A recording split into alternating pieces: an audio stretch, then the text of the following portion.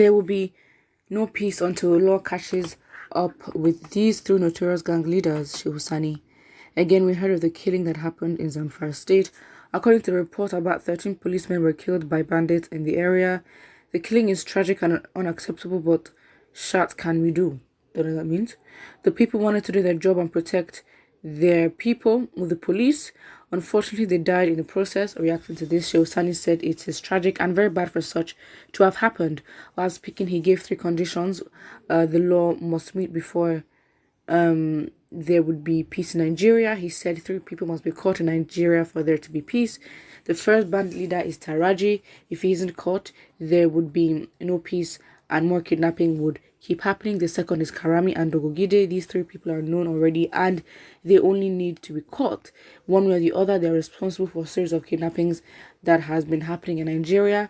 They are the leaders and they are responsible for all these attacks. The only way to scatter them is to strike their shepherd. This is what SHEHU SANI is trying to tell us. And that's it. So yeah, I mean, I think, I don't know, I've never heard of these names before. Absolutely not heard of these names. These 3 names, I'm like, okay, fine, okay, cool.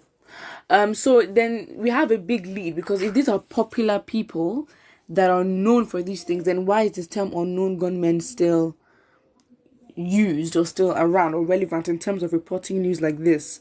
Or bandits, you know what I mean? If you have a lead, because I'm so sorry, if you can go through the extra mile of getting intelligence reports of Nnamdi Kanu that was outside the country, come on, you can put in that same effort to make sure that you do the same in your own surroundings, your surroundings that you are very much, used to and are sure of.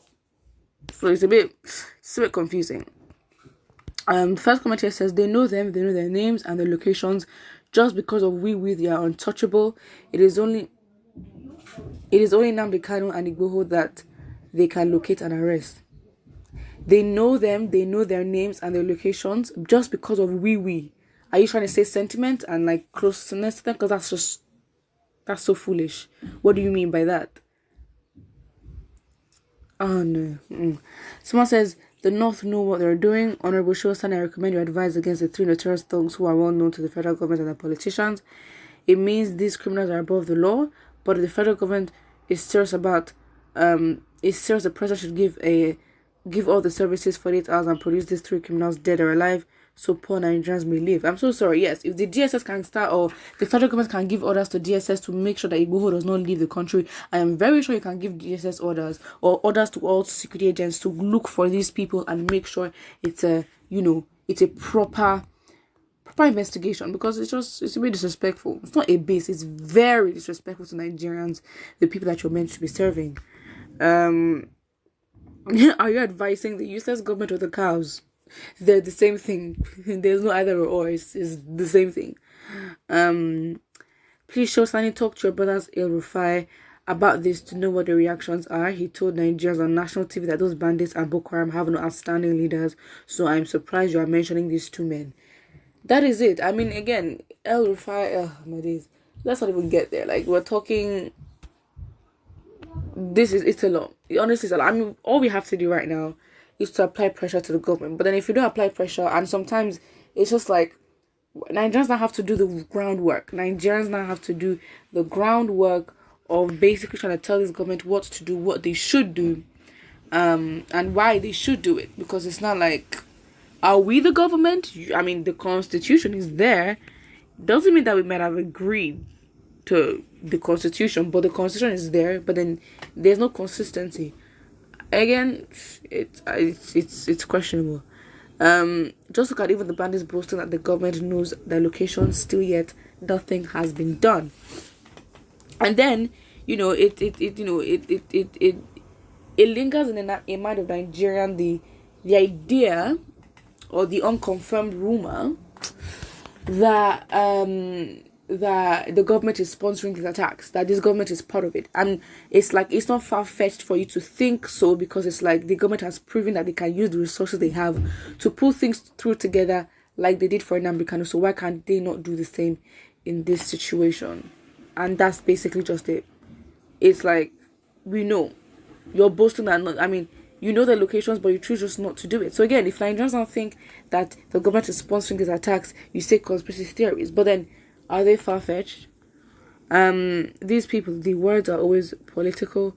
You follow them straight, you might fall into an endless pit. I don't know. What Shehu Sani said was pretty straightforward. Where are the GSS and secret police? Please go after them, or what happened? That is true. You go after Igboho, but you cannot go after the actual bandits in your country. Imagine. It shows how weak they are. And again, Nigerians, you still have to apply pressure. I guess that is it. To call for an immediate removal of this government, because absolutely it is just shambolic. It is funny that ignorant Nigerians are waiting for the present government to go after bandits when the same government is releasing the ones the security agents cost to reinforce their numbers for more assaults and against the hapless populace. That is, I mean, I get your point, but then it's like, what would you advise Nigerians to do? Like, what would you actually advise them? What would you have them do? Because it's not like, who can we call them? Because it's definitely not the international community. Absolutely not.